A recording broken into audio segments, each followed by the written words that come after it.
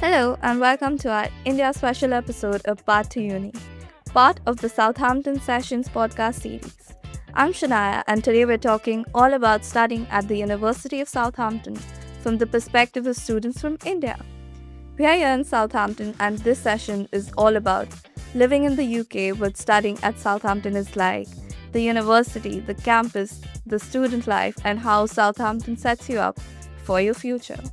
Joining me today is Anusha, a BSc marketing student, and Adit, Southampton marketing alumni, and now marketing and strategy manager at Simply Jaspers Limited. From the university, regional head of international recruitment Tom will be joining us to give the official university facts.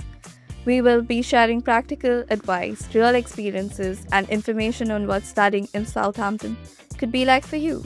So let's start with an overview on the University of Southampton. Why did you choose it and why did you choose to study here? I was keen on staying close to London because I want to have a marketing career and I've heard London has great opportunities.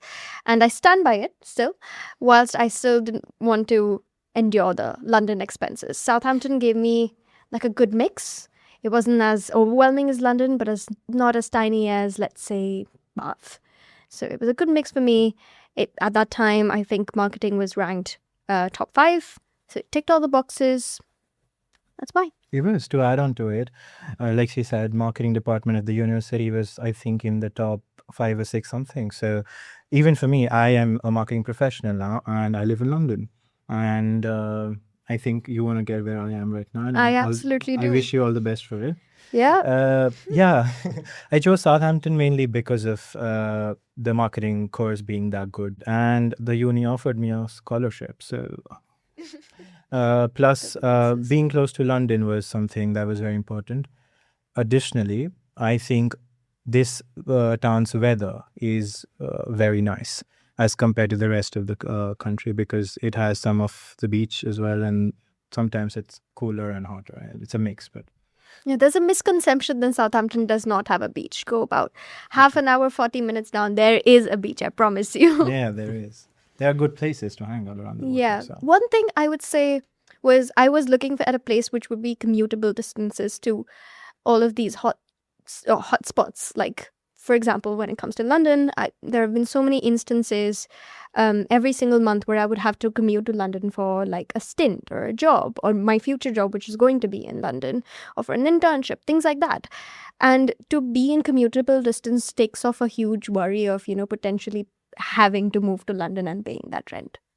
So from a future point, I know we've kind of sidelined from your question, but maybe that helps to know. Yeah, it adds on to the whole why Southampton. Exactly. So, yeah. We often hear as a member of staff about why students decide to choose the city as well as the course. Mm-hmm. And I think, being a native to Southampton or what you will, you've got to the west, you've got the New Forest, you've got beautiful national park. To the east, you've got London, which is easily commutable. To the south, you've got the sea, and you're in one of the UK's top 10, cheapest uni cities. So you've got sort of all those benefits at not London prices, as you suggested. So it's great to sort of highlight the positive things about the city as well as the course and the university as well. Agreed. Definitely. One thing I want to ask, my parents were quite worried about me moving here and everything. Did you all have a similar experience? Yeah. I mean, growing up, living in the same house until you're out of school and, they were worried, of course. That's why they didn't let me go for undergrad. You're lucky. Well, but yeah, I mean, of course, looking at the safety rates and all the numbers and statistics and this and that, Southampton was an easy choice because I applied to quite a few unis and I got in, I think, almost all of them except one, and this one, given its status as the student city, it was a little bit okayish, and the fact that it was closer to London was relief for them because if they were to fly in, then exactly, that was one thing that I wanted to point out. So I'm an only child and I was actually going to go to uni in Bombay. That was set in stone. I was fine with it. I was going to choose a film career, and then one day my dad said, "But we send you abroad." He put I think it was a stone to the heart when he said that, but he wanted me to really see the outside world in some way. So I did actually apply for a film program in Canada. I got accepted, and that was set in stone. And then I think Southampton came on my feet or something. And then the whole fiasco. And I think we were watching a London film. So a lot of my life clearly has been influenced by media, which is very close to what I'm doing right now. I mean, look at what I'm doing, right? In terms of when you first arrived to the UK, what was the initial process like? I mean, first of all, landing in London, the uni came to take us back to Southampton with the meet and greet program. So that was the first thing ever that I did. I mean, to be honest, to settle into the uni, it was not that difficult because pretty much everything was given to us or told that, this is how it will be. And I talked to many alumni and just had a brief overview of how it's going to be, what kind of food, what kind of places, how do you adjust to the weather and, the clothes you need to bring and the food you need to bring and things like that. And I lived in a uni accommodation and it was City Gateway, and City Gateway for the wins, by the way, it's the best. I mean, you have lived somewhere else. That's more of a postgrad residence, but yeah, I mean, I made friends for life there. I mean, I'm pretty sure kids are gonna fight when we have them. We are that close, and I'm sure that was because I lived in the uni accommodation, and to settle into the life here, it was a key. So definitely. I mean, if there's one thing I would change about university, maybe would be picking a university accommodation in first year. I mean, first year undergrads are guaranteed, as far as I remember, for a spot in the university accommodation, and it kind of makes your life a lot easier. I made the mistake of not choosing that because I had a cheaper accommodation choice, which I still love my accommodation choice in first year. Would I choose differently? Maybe in different years? Yes, I would. But procedure-wise, I think one big thing that's important to note is when we come here as international students, there's a need for a community, right? When we find that community early on before even coming over here, which is what me and Adit both had. We were both in like group chats and online WhatsApp communities, which helped to know because some people had already been to the UK. They were talking about, don't forget to bring a puffer jacket, or don't forget to bring this kind of vessel. So I feel like we really had that advantage because there was help that was received from the university, from the local folks. And then there was help that was received from the people that were just like us, experiencing the same thing but different timelines.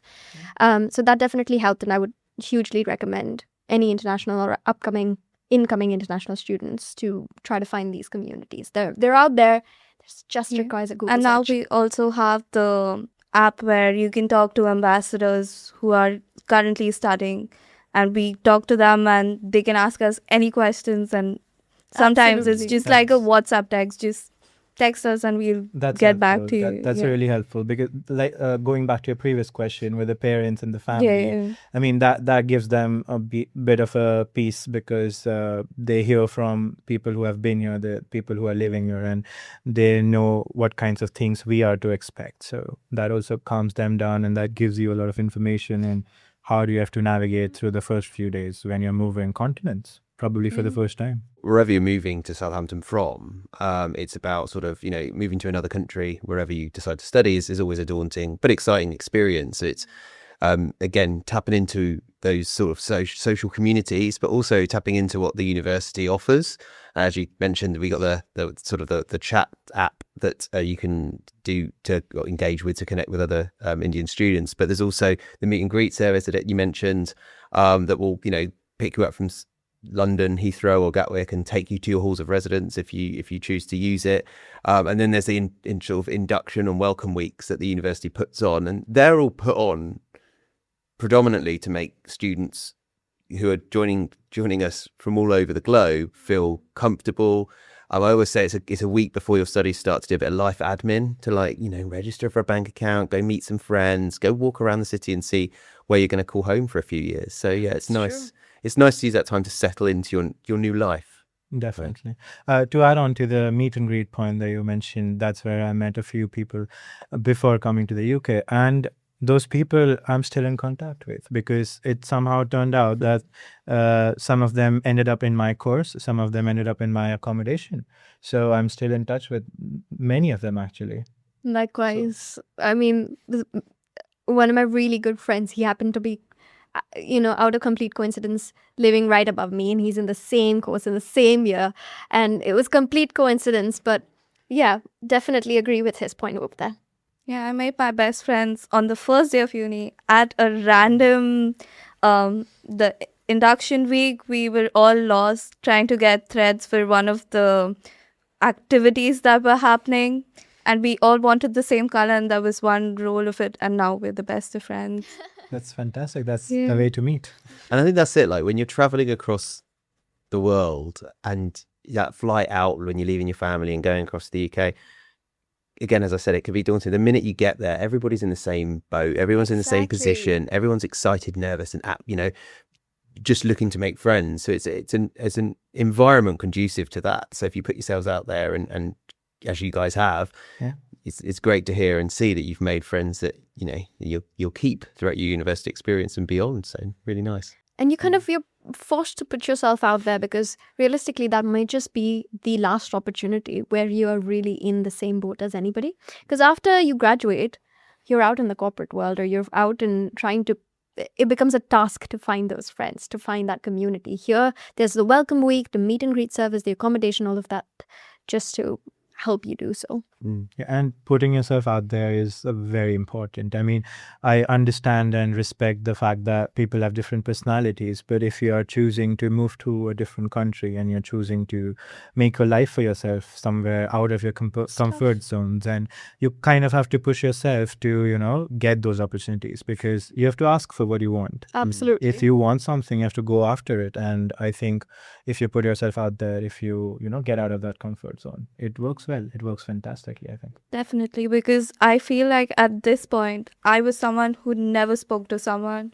And being here right now, September me wouldn't believe everything I've done so far. So moving on from that, Tom, can we talk about the application process in terms of the visa, the language support we offer?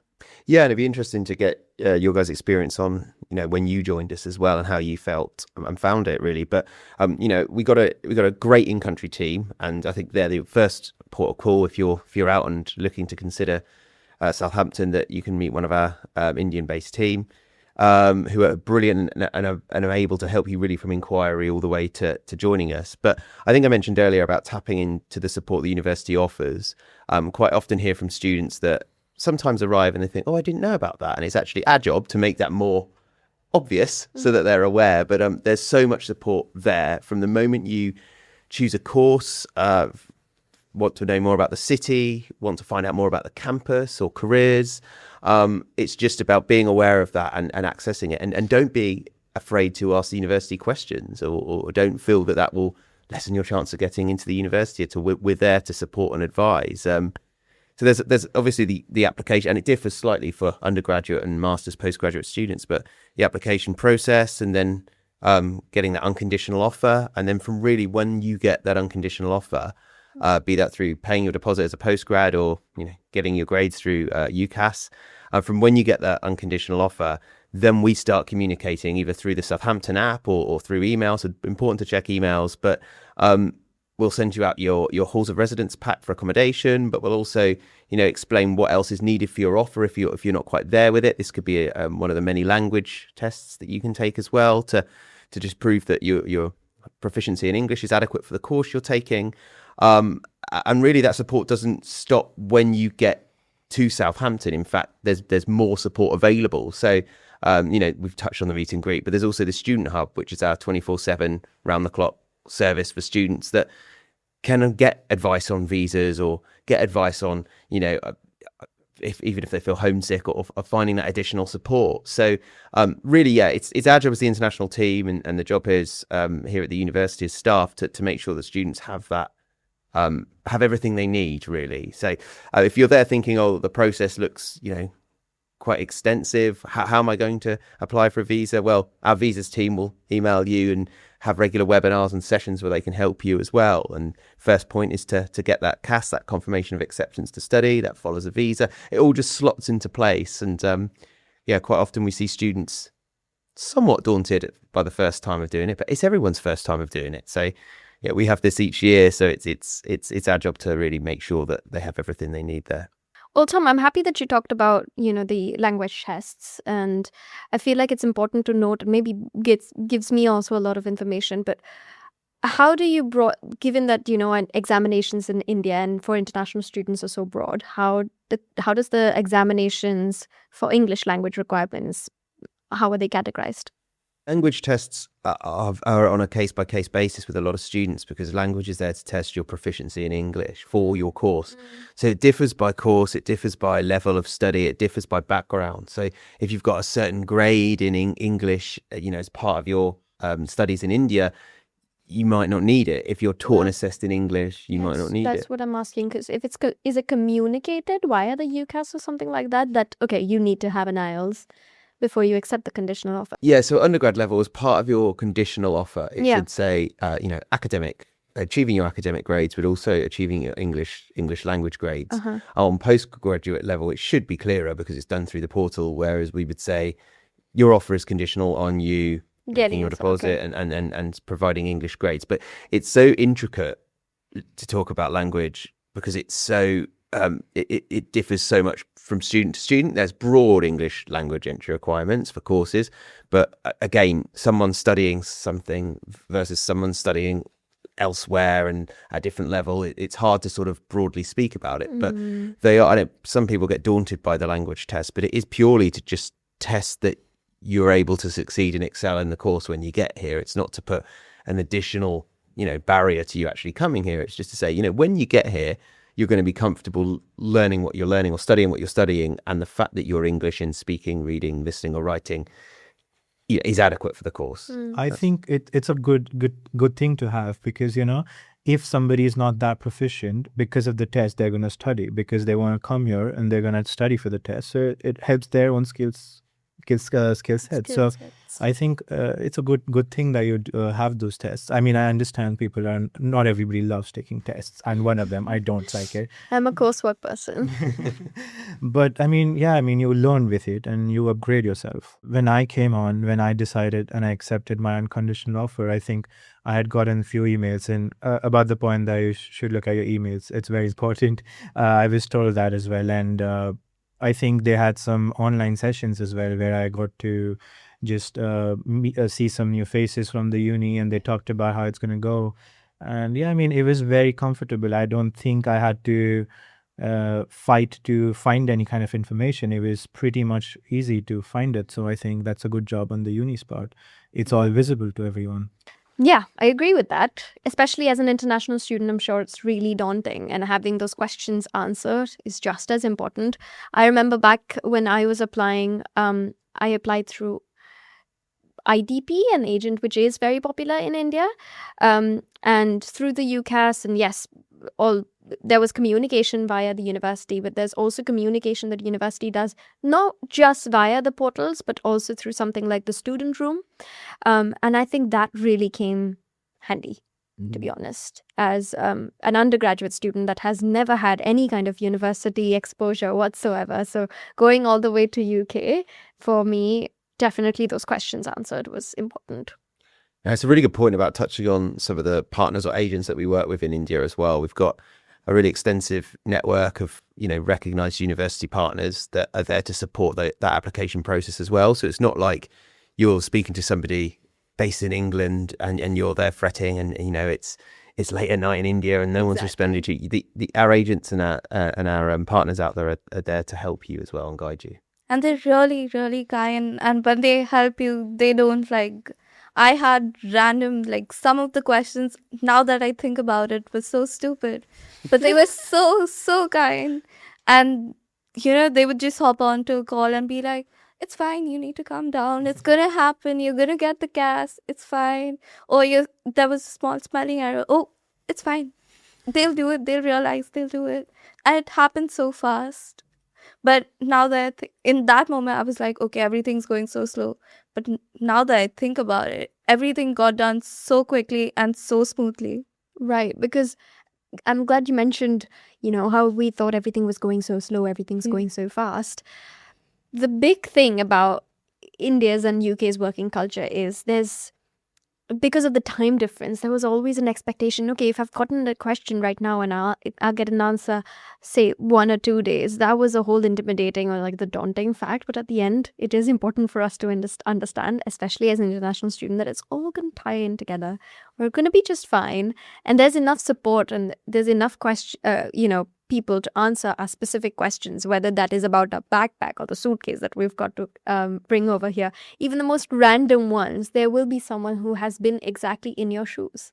So they know exactly why those are not stupid questions. Yeah, the pro tip is just to have some patience and be Absolutely. optimistic, and everything works out. Moving on, can we talk about the courses that we do and what opportunities it has gotten you? I did my master's in marketing management and I graduated in 2024. And I would like to highlight one specific module of it because that was, I think, very important and very useful for me.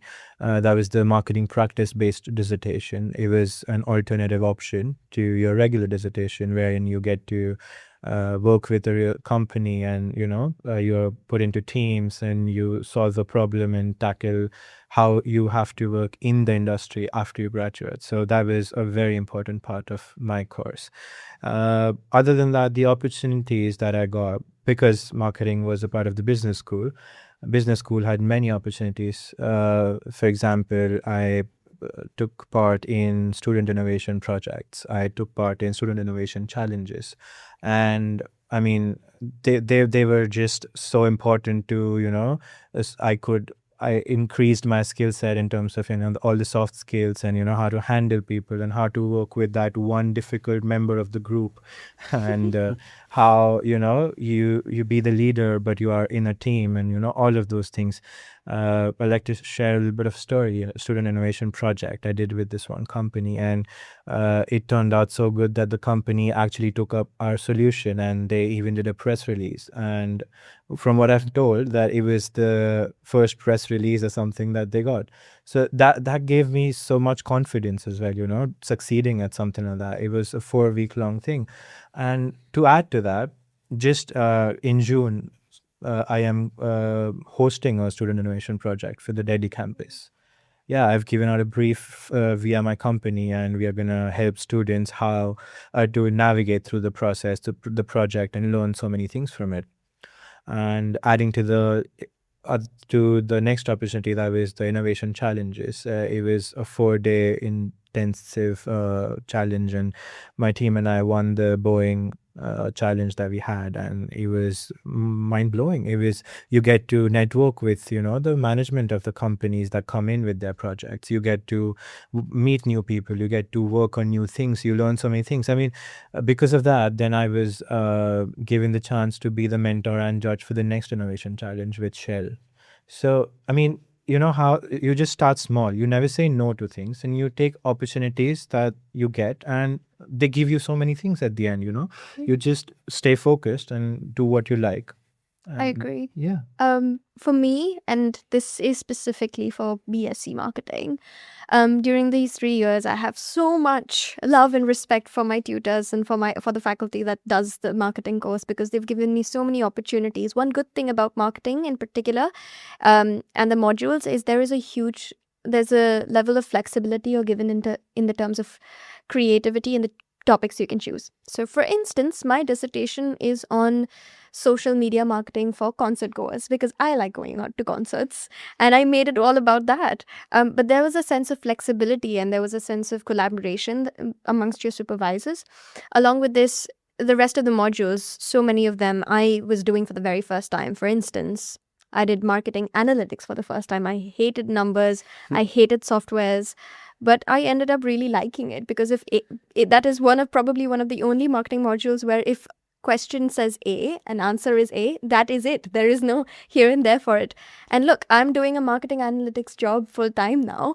So it's introduced me to a completely new realm through this course, and it's gotten me somewhere exactly where I wanted to be.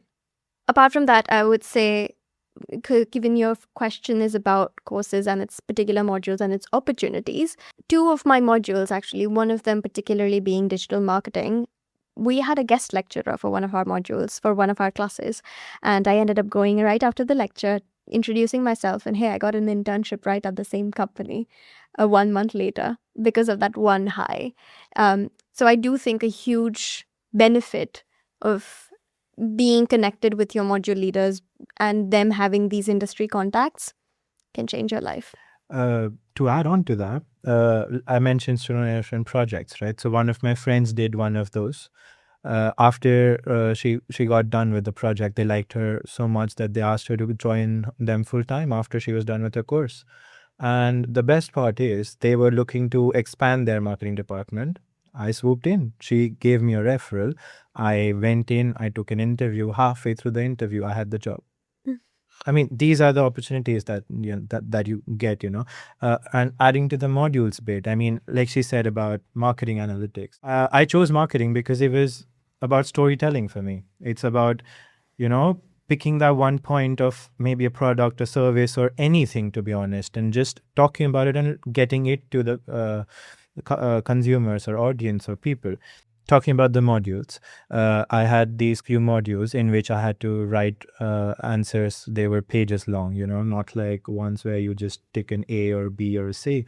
And me loving storytelling, I made stories in those answers. I made sure that I'm answering the question. I am picking and giving them what they want and building a whole story about it. I mean, there was this one module in which I can't bring the question back to my mind, but then I wrote a story about Bollywood, the film industry of Mumbai and India.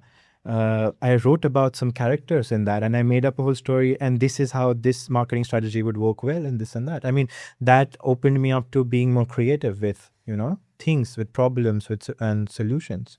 So, I mean, that is what the course and the opportunities taught me, really. That was really nice. I think again, you guys have touched on really good, experiences, and that's what Southampton is about. Really, it's the knowledge transfer. So it's not, in research intensive or research heavy universities, you often get world leading, world class, world quality research. It happens over one side of the university, and you get the learning that happens in the other side of the university. And it's all about, and here at Southampton, it's all about merging those two things together, and that could be through gaining, sort of working alongside those professors and those academics that are doing real meaningful, world-changing research and sort of being involved in that, and then sort of opening doors to career pathways for you guys as students as well, so that you can go on and study either alongside your work alongside your studies, or can explore options for your career post-study too, under the post-study work visa. So I think having those global connections and networks across the university, and as a student being willing and open to tapping into them, again, it just opens those doors and opportunities for you. Even though our degrees are so different, and even with what Tom said, I feel like we've had such similar experiences, because irrespective of what you study, you have everything that's hands-on. It's not just theory-based, because I assume my degree would be completely theory-based. I had and do have some amount of creative freedom in studying chemistry. And even with my dissertation project, like, even though it's in part with the uni, it's a lot. I got to choose a topic where I can talk about AI, but from my perspective. So the option to have it from my perspective and not just a theoretical perspective was a good option. And even when it comes to modules and how the professors approach all of it, I feel like it is preparing me in some sort of way, more than I had expected. So were your experiences the same? Like, do you feel your modules set you up career-wise? Absolutely. I think there were some things that I even till date, when I'm trying to solve a problem or some issue at my job, I sometimes still go back and, have a quick look at what did they teach us and what was the theory behind this. I mean, obviously, it's completely up to us on how to put it to practice, but there's some theory. There's a lot of guidance in those books. And I think just going off the track a little bit, talking about opportunities and internships and everything like that. I think the uni's career portal, they have those they have many of those opportunities, like the innovation projects and challenges were from them. I even applied for an internship through them, and I did get it, and I worked with a non-profit based in Portsmouth. So to be honest, there are many opportunities. They're everywhere. You just need to look, you need to be open, and Yeah. you need to go for it, take I that leap. agree. I'm really glad that you asked a question about, how applicable are the theories that you really are being taught. One good thing is, and maybe this is specifically for marketing, but it's our professors have never really shied away from the realities of what is coming in the corporate world. So if AI came into picture, sure, there is the assignment brief that says, plagiarism errors and all of that, but there is also a compulsion to use AI in a certain way, to use it creatively, because realistically, that is what you're going to be doing in your corporate world. And that is exactly what I talk about. That is how I've really secured the full-time job that I have, because that was my first point of almost every single interview. So I'm very glad that you have asked the question about the kind of the opportunity look back at my modules. Getting back to how you were talking about starting Career Advantage, and it's a huge initiative by the university, and it's aimed to enable and support Indian students when they're applying specifically for their careers, and how it will benefit us Indian students. Like, Tom, you're the best person to Yeah. speak about this. Yeah, I mean, it's been great helping launch Career Advantage across the university, and we've got a very bespoke and specific program for Indian students known as Career Advantage India. And it really is to take all the career support that we've touched on today and embed it as part of the degree program and the whole offering that Southampton gives. And we're really proud and excited about it in its first year, this cycle. So it's making sure that students don't have to go around digging and hunting and finding, the My Careers portals and stuff. And it's putting that all together into a bespoke offering. So it really begins before you start. So as an offer holder, you can tap into Career Ready Plus, which will be a range of online content that will gear you up and get you ready for your career. And then during your 3 years as an undergrad, or one year as a postgrad and beyond, you can access a sort of a plethora of resources online and both in person that can help to support you. And this can include e-mentoring, when we connect you with a member of our alumni community or those that are working in the field, or just connecting you to some of our sort of extensive online resources and training as well. So the whole idea is that students don't get to university and then feel that they've got to go looking around for careers whilst they're also integrating socially and integrating academically. Is to say that, as part of your course and as part of your time in Southampton, Career Advantage India is part of that, right from even before day one, before you even arrive. You've got all these resources at your fingertips so that when you come out of your degree, you're ready to succeed and excel. And then it goes beyond your studies. So up to 5 years after your studies, you can tap into to Career Advantage India. So if you're a student's return to India, or you're still in the UK and you just want an extra bit of advice, or you want to brush up your CV or resume, the university is still there to support you. So it's really exciting. It is about making the careers offering, again, putting it at the forefront of what we do as a university. And it's been great sort of launching it alongside colleagues across India as well, and seeing how students have taken to it, because again, we feel we're one of the first universities to really do that. And we hope that any students concerned with, will I get a career, or what support will I get for my career if I go to the University of Southampton in the UK, it will sort of calm those concerns and queries. And certainly the conversations we had today with you guys about where you're working and what you're doing, it helps and supports that. So it's really great to see you taking advantage of what's already on offer, and hopefully the new initiatives such as Career Advantage India will make that more accessible to the majority, if not all, of our students. I'm glad that the uni is pioneering with this, because the University of Southampton is the first uni to open up in India as well. Open up a campus there, and this is something we are doing first before any other universities. That's fantastic. It's going to help a lot. I wanted to touch back on the last question about course modules and faculties and, all of that.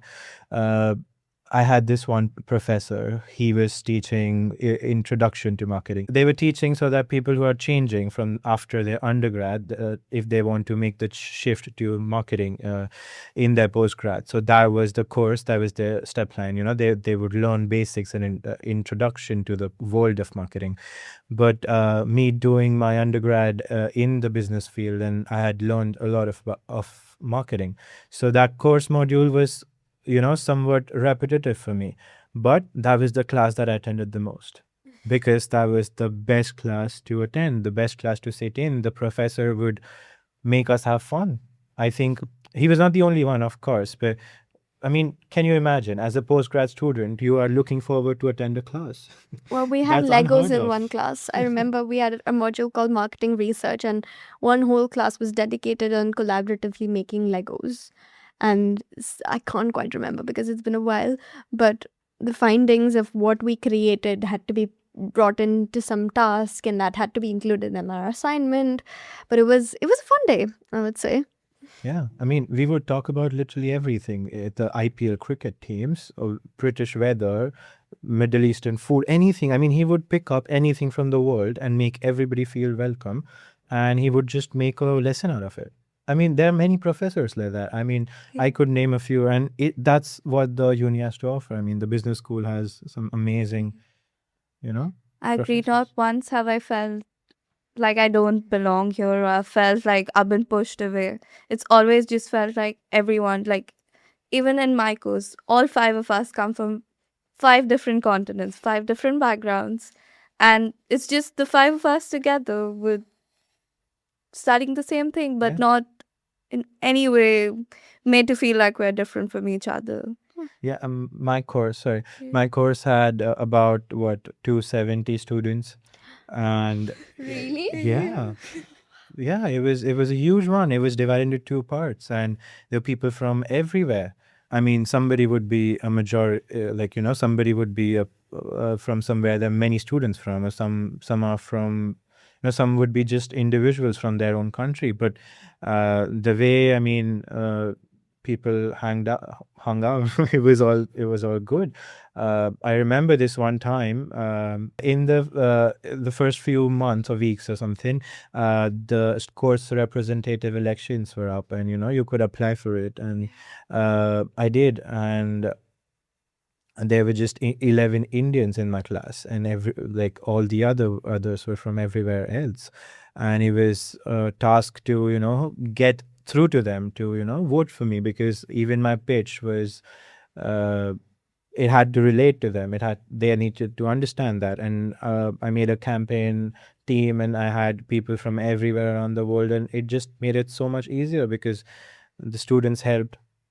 There were students in my class who would just, like I said, my course was too big, so it was divided into two batches, and some friends would just go and shout in the other class, and they would put up my posters and vote for him and this and that. I mean, the way that everyone just came together, irrespective of their individual backgrounds in that process, that taught me so many things, because I was so sure that I was not going to win this election, because I mean, I needed to relate to them. I needed to make sure that they want me to represent them and things like that. But yeah, so Yeah. that's the magic of I'm sure once you were done with the entire representative tasks as well, you probably didn't even realize what kind of impact you made. Who did you make that impact on? Because it's all kind of like up in the air, right? That's happened with me, at least. When I was course rep for my course back in second year, I think I just did it because I wanted something on my CV. And then that became something that I wanted. The intention became I wanted to have a relationship with my professors. And that became I wanted to have a relationship with my course mates. And I ended up winning the academic awards that they have for all the course reps, which I was not at the very least expecting at all. But I would say, even if it's just, when you go into something and you say yes to something just to have something on your CV, that's going to make such an impact in your life. So if there's one thing that we're all going to take from this podcast, is saying yes helps. Yeah. Say yes to everything. So talking about any pre-arrival anxieties that you might have had? What were your experiences before you got here, when you got here? I think the biggest thing for an Indian coming over overseas here is the food.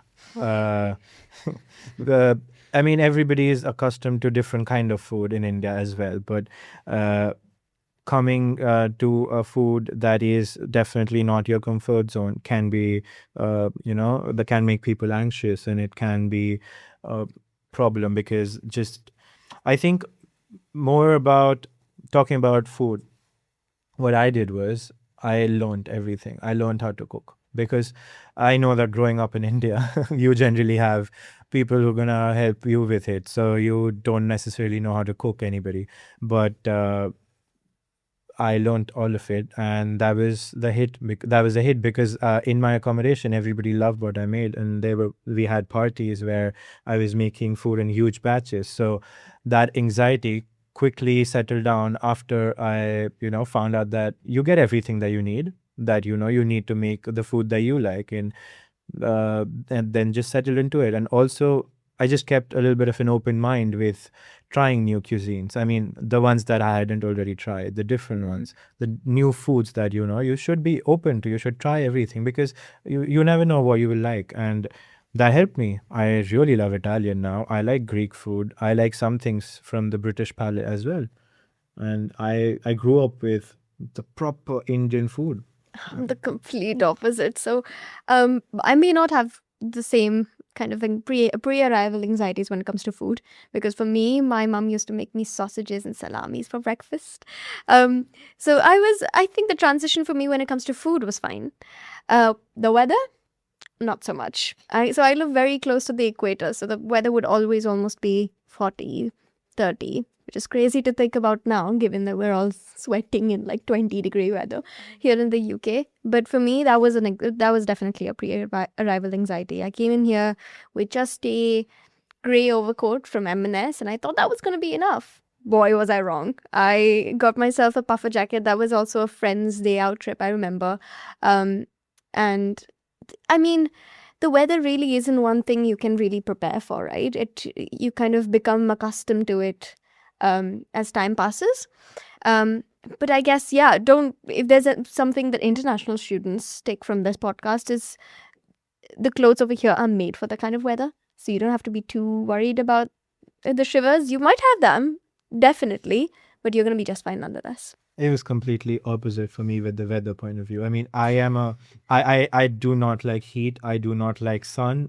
Yeah, I agree. I cannot handle it. The cold I can handle, but the heat, I am melting. Yeah, I was so happy that I'm coming to a weather that's gonna give me more calm and cool rather than heat and sun. Yeah. It's stormy half the time. What are you doing? I love rain, so that's all fine for me. Exactly. I love the monsoons, and I was like, oh my god, perpetual monsoons. Yeah, And I mean, you walk out, there. it's sunny. You walk out, it's raining. So you like the uncertainty. I like that. Yeah, I do. You can tell you're all integrated very well because it's a very British tradition pastime to talk about the weather. It is. When it came to your accommodation, did you all struggle a lot with it, or was it quite easy in terms of the process? It was quite easy. I mean, like Tom said about the the accommodation packages and things like that you get from the uni when you accept the offer. I did, and I had some options, and I picked my favorites, and it was quite easy. I mean, I got one.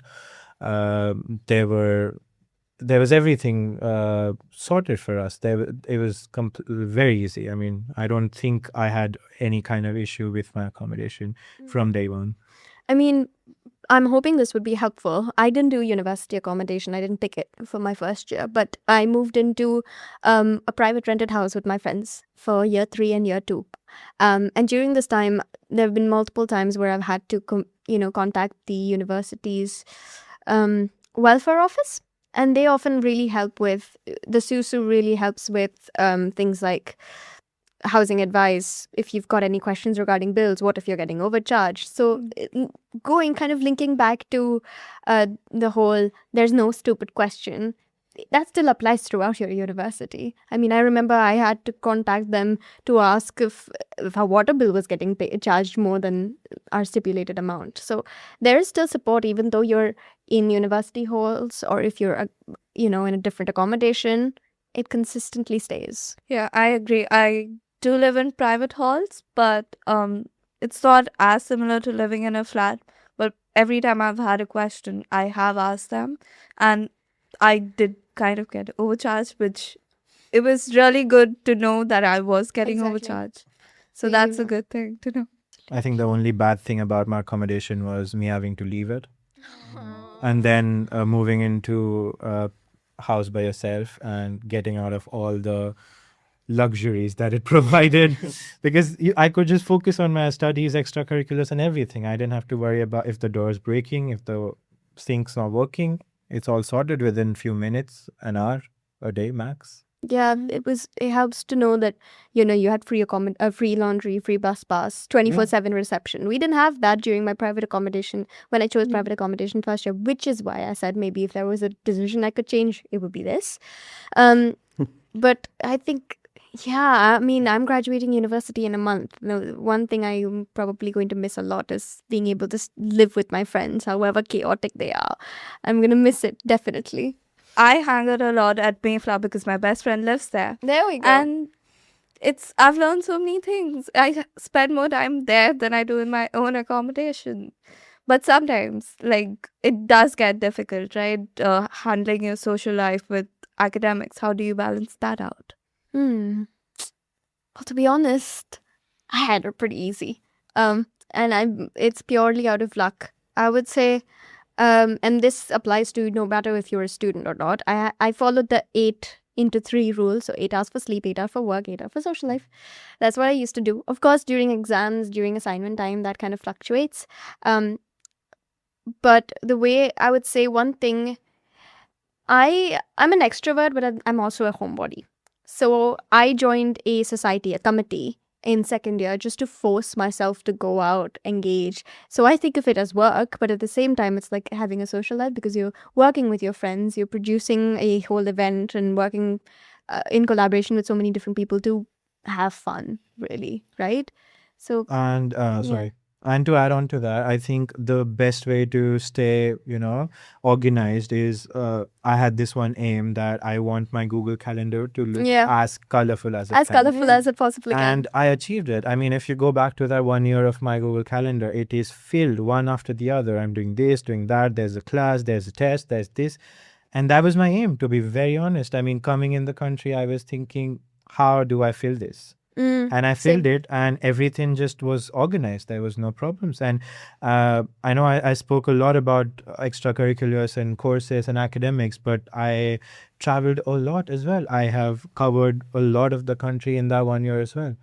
Because Southampton is closer to the southern part, I have explored all of it. I've traveled as much as I have attended concerts as much as I could. And all of this happened because I was planning my time. And I agree. I think that works the best. Look, here's an example. Today morning, I went shopping for stuff we needed for like a barbecue social this evening. So it's kind of social, but at the same time, daily life work-ish. Now I'm working at the moment, and right after this, we're gonna have a barbecue social. So it's a good balance. And then right before I sleep, I reply to all my emails. So it's a structured balance, and I think it's something that you learn over time. You're not talking about plans. I'm going to go visit City Gateway. There we go. Because, I mean, that was the first home in this country for me, and it was the best. Touching on how you said going on trips and everything, the way Southampton is situated geographically, it's close to everything. Like, I've done so many day trips in the one day off I have during the week because it's cheaper to travel on the weekday.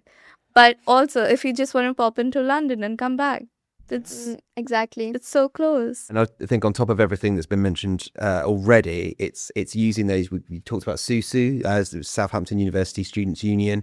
It's using them. They're fantastic. There's so many different societies, and they're all often tailored to interests. So you're meeting people who have similar interests to you, whether that's music, whether that's sports, cheerleading, there's a Quidditch society, there's a whole range of things to suit what you want to do. And being involved in that community is really important to making your university experience more holistic in general. So I think, that's another part of the induction or welcome week that's really, really important for students to make the most of this. There's loads of ways to stay physically fit whilst you're here as well. The university itself's got 3 sports centres, an on-site Jubilee Sports Centre, which is indoor sports based at Highfield.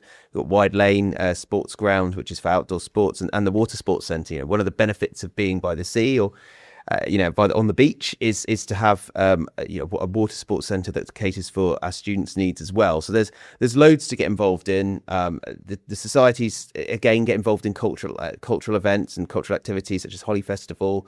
So there's plenty for you to do outside of your studies, and I think some of the examples you guys have given is really great to see that students are embracing that as much as possible. Because I think when you're choosing, spoke to a student recently actually out in Indiana, it's about choosing.